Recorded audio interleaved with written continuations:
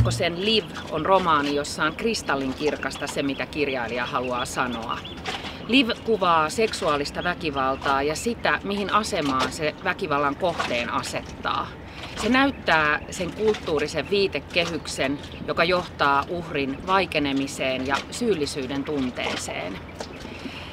Kekkonen kirjoittaa todella tarkasti ja pitää jännitteen yllä kirjan loppuun saakka, mutta samaan aikaan kirjan kieli on tosi ilmavaa ja kaunista.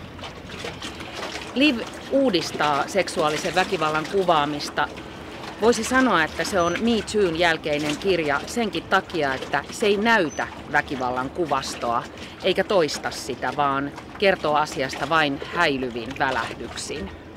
Seksuaalinen väkivalta ei valitettavasti ole loppunut maailmasta. Se saa kysymään, että minkä takia nuori tyttö, joka nauttii elämästä ja itsestään, ei saa tehdä sitä vapaasti. Tämän kirjan yksi koskettavista kohtauksista on sellainen, jossa päähenkilön sisko sanoo, että ensin voi haluta ja sitten lakata haluamasta.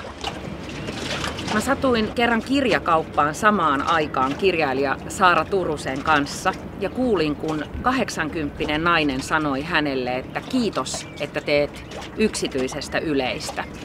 Ja niin Saara Turunen tosiaan tekee myös Hyenan päivät romaanissa. Se kirja kertoo lapsettomuushoidoista, odotuksesta ja syntymästä. Sen kirjan kertoja on Saara Turusen kaltainen henkilö. Hänen kertoja-äänensä on tosi tarkka ja välillä armotonkin, mutta samaan aikaan todella hauska. Saara Turusesta muistetaan aina mainita autofiktio. Mä haluaisin kuitenkin muistuttaa, että Turunen kirjoittaa tuotannossaan ja myös Hyenan päivissä myös kulttuurien välisistä eroista.